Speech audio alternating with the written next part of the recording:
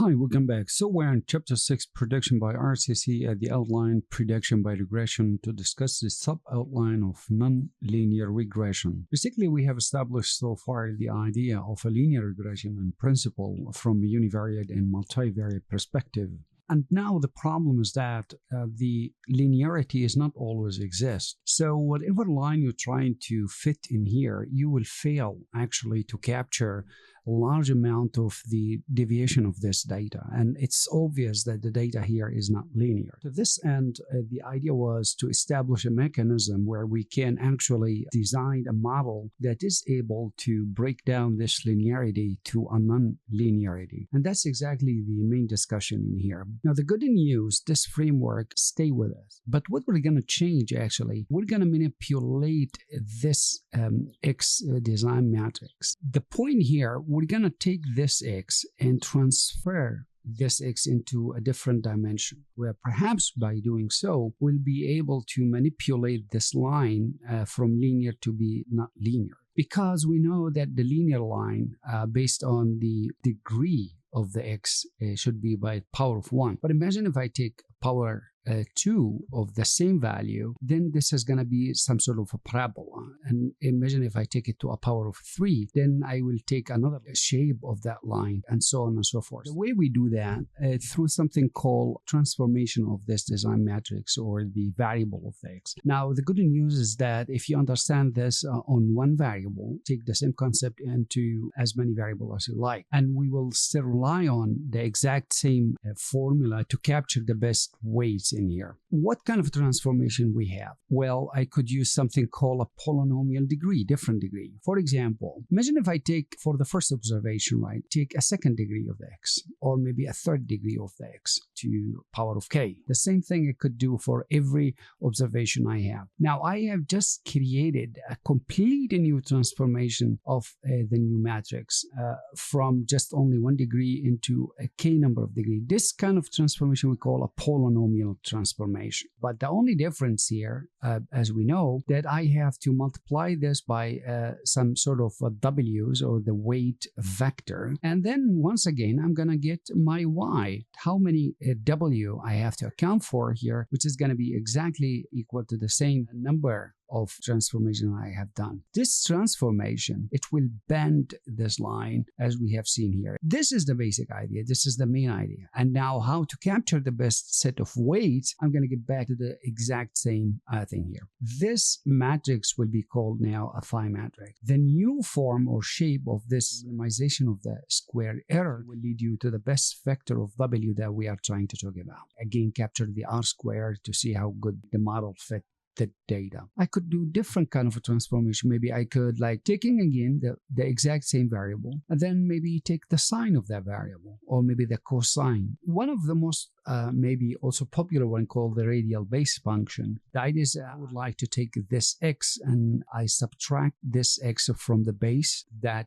I have chosen. Then I divide that by the sigma deviation of the data. And maybe I square that term, and then I multiply by half the minus value of this. And all this term, I put it as the power of the E. I'm going to show you now a graph maybe that can get you to the concept. I'm going to graph this in a contour kernel-based estimation. So imagine if my data would look like this. What does that tell me? It tells me that wherever I have this distance between each actually circle, which actually represent the value of the Z in this case, every point on this particular circle here represent a combination of X and Y. So the larger the distance, that means the value of Z was actually changing very slowly. When the contour actually get to be very, very much dense in here, it means the change of Z was quite a bit rapidly changing. It had a certain value of X here, right? So if I look at the X here, slice this line here, I consider it to be the base. That's why it's called a radial base function, or from the idea of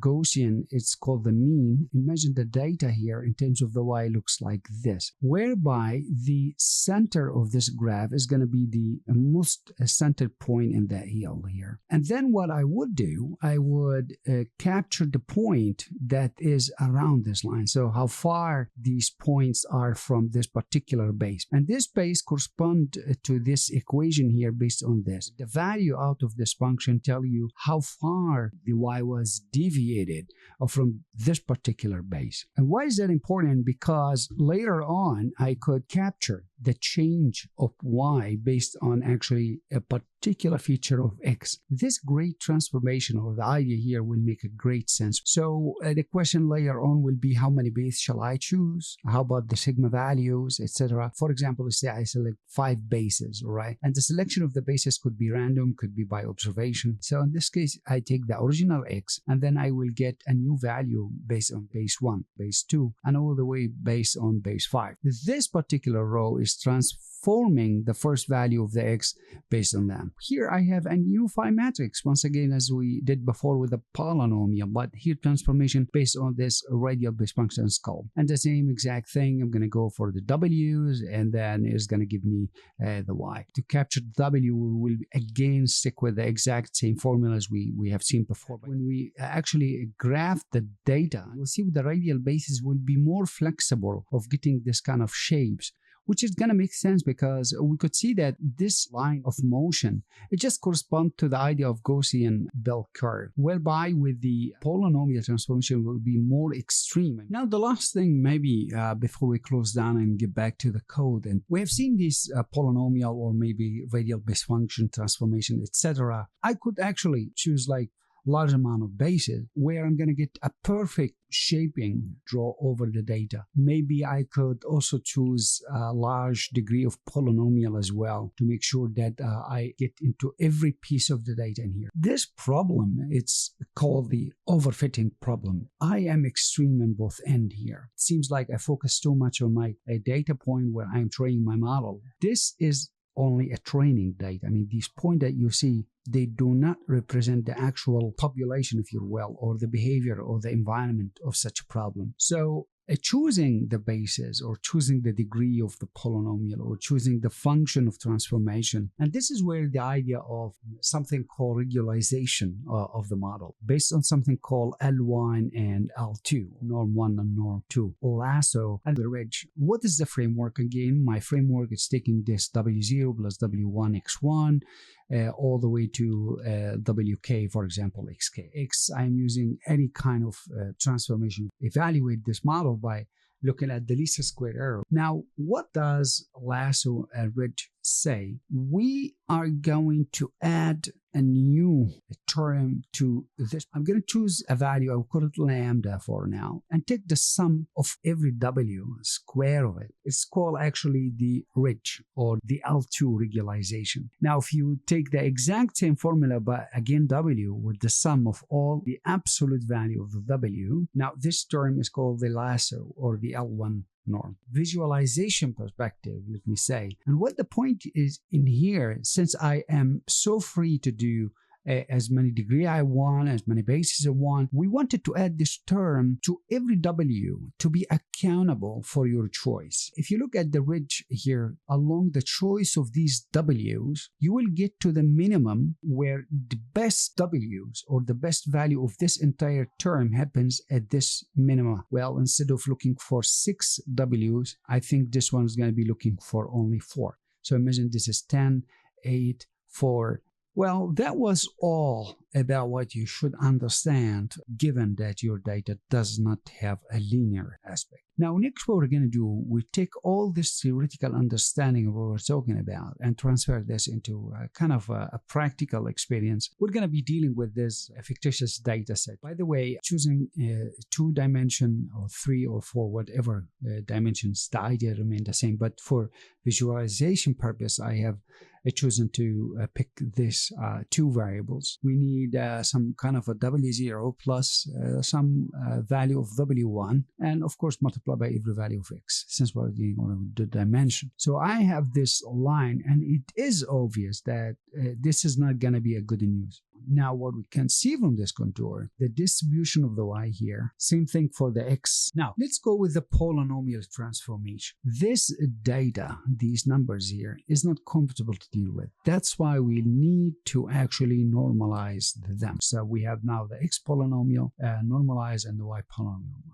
We need this w vector to contain the w0 and w1. So we need it here to add, as we said before, one vector. It's exactly what it does here. Right? So now my x polynomial norm looks exactly like that. And then I captured the weight by using this formula. This is the origin x. We did not transform x. This is going to be linear. So we're going to get again a line. What we're going to do, transfer this x matrix. Okay, we could choose any degree where every number I put here is going to spell out the degree -1. So if I put 5, I'm talking about transformation to 4 degree. Basically what I did here, I took this particular matrix as it is, and I raised that to the power of j. And what's j actually? It's in the range of the degree. So the range here is going to be 0, 1, 2, 4. Take this value and raise it to power of 0. So it will return 1. And then take the same and raise to power of 1. So it will be the original value of the x. Then power of 2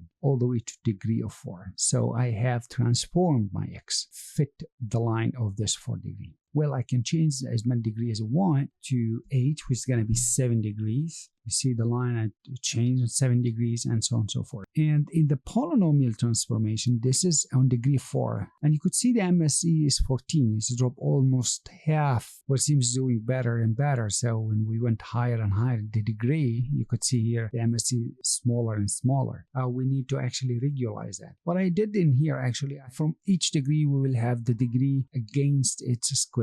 But before regularization, I'm going to use the normal base function, as we said before. I will choose sigma manually to be 0.4, okay? From 950 values that x have, I choose like 15 of these bases randomly. I'm going to graph the bases before we show you. These are the bases graphed here. So you could see I have a few bases of choice here around this point here. They are very close to each other. Now let's go ahead and transfer the matrix. Now we're going to use this exact equation that we said before. What this function does exactly, I pass to it all the values of the x, okay, 951. And I pass with the 15 bases. So it go to the first base here, take it out, and then it goes to every value of the x, subtract from the mu, and divided by the sigma square, and multiply by -half into the e. And it returned this vector with the first base, and then go to the second, and so on until 15. So basically it returned here, the phi matrix